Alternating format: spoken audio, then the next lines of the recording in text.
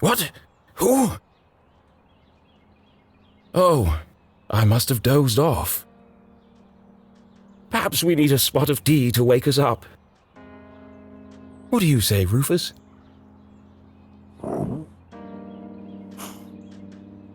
Yes, quite right. Better get back to work. This book won't write itself.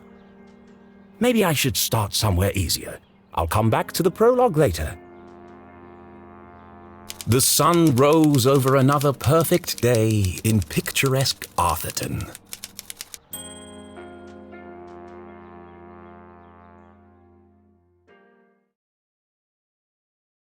To the casual observer, Arthurton seemed like any other small, quiet town. It was nestled in a valley between two mountains, lined by lustrous forests, and perched on the edge of a pristine lake.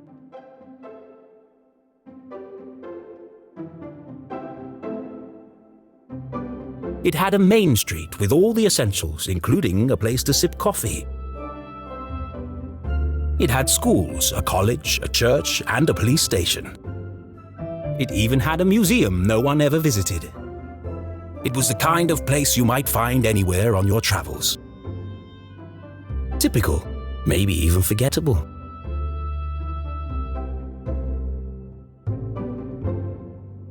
But there was one thing in Arthurton that was unlike any other town in the whole world. Actually, it was a girl. Her name was Jenny Leclue, and she was the world's greatest detective.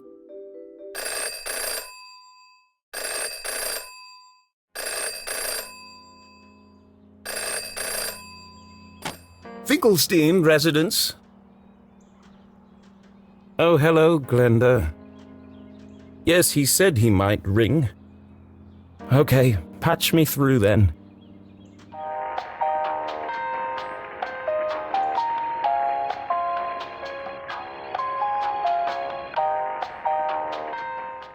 Richard? Yes, I got it. I did, and my answer is no. I understand that, but... Well, yes, of course, but... No. Nothing is settled. I'm not going to do it. It goes against everything my books stand for. No, not yet, but... If I could just... Please, listen to what I'm saying.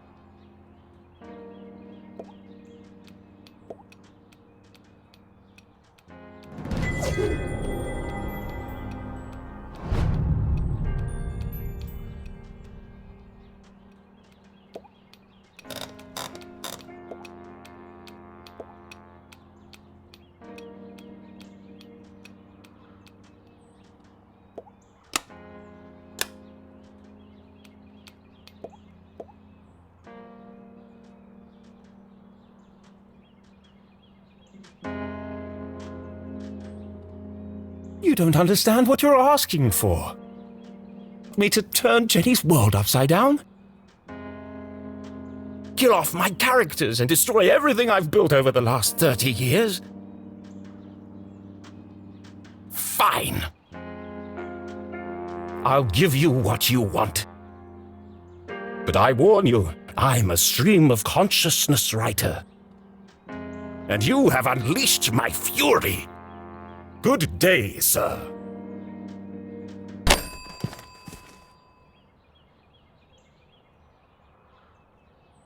Boring? Predictable? Pah! Well, if it's murder they want, it's murder they'll get.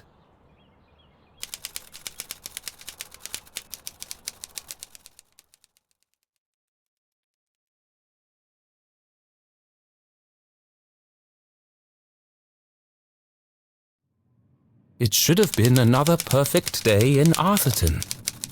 But today was different, and nothing would ever be the same again.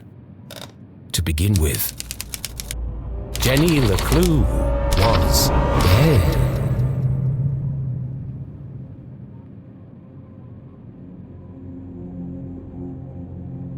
Her skin was pale,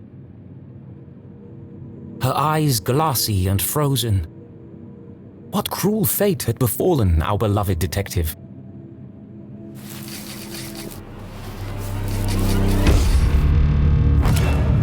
No! Never move the victim. Mrs. LeClue, she's doing it again. Jenny LeClue. You are a dead body. Dead bodies don't talk.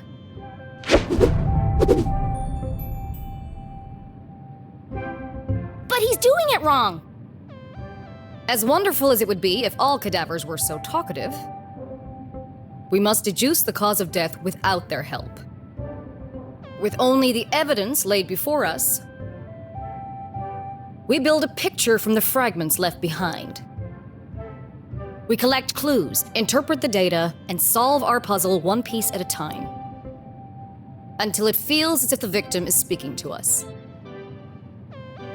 But Jenny is right, Jonathan. You mustn't disturb the crime scene. Vital evidence could be lost. Sorry, Mrs. LeClue. Okay, you've all had a chance to study the body? Who can postulate how she met her demise? Ooh! Me! I think it was an accident? Yeah, she obviously wasn't looking where she was going So she slipped on the wet floor, and cracked her head open. Like an egg. and then she bled to death. Really? How can you tell? Well, there's a giant pool of blood around her head. Yeah, I know. I was being sarcastic. Oh. Actually, you're both wrong. What? It was cold-blooded murder. Murder? Don't be ridiculous. Where's the murder weapon? There's no evidence anyone else was even here. Oh, yes, there is. It was murder, and I can prove it.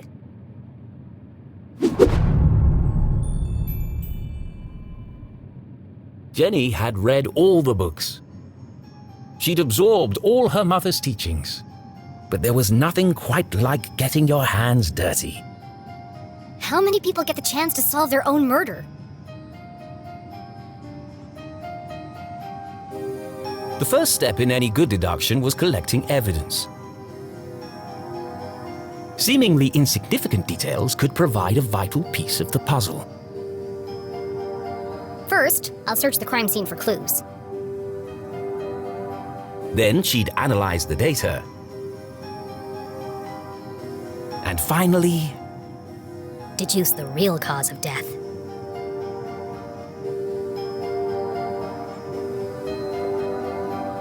There's no doubt the victim lost a lot of blood.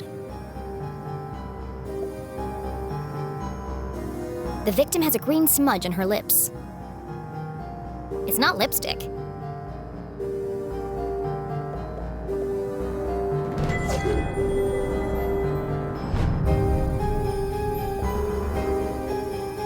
It wasn't Jenny's style to wear accessories. But this hair clip was the exception.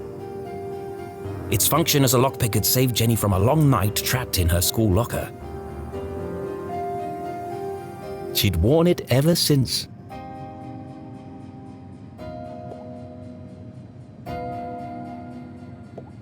Jenny's blue sweater was scruffy and quite uncomfortable. But her grandmother had knitted it, and so it was her favorite. The more it itched, the closer she felt to her.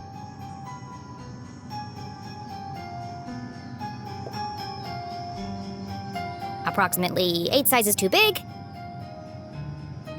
and covered in mud.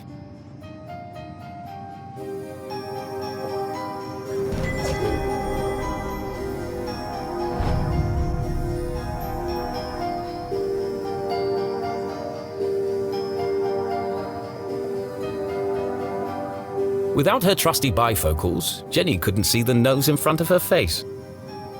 They were her window to the world and the lens through which she focused her keen detective vision.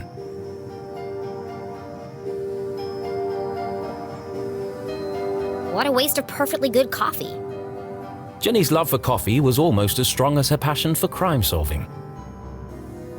Chalky green residue on the rim. Smells like burnt matches.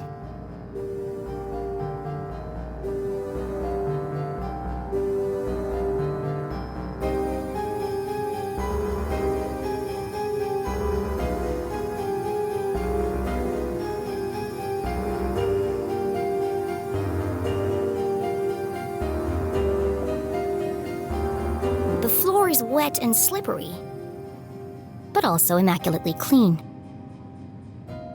I've seen enough. Time to wrap this case up. Jenny was a meticulous record keeper, noting every relevant clue in her trusty journal. A great detective knew that solving a mystery was simply a matter of connecting the dots. I'm certain this wasn't a mere accident. Now I just need to prove it. How do I know the victim didn't slip?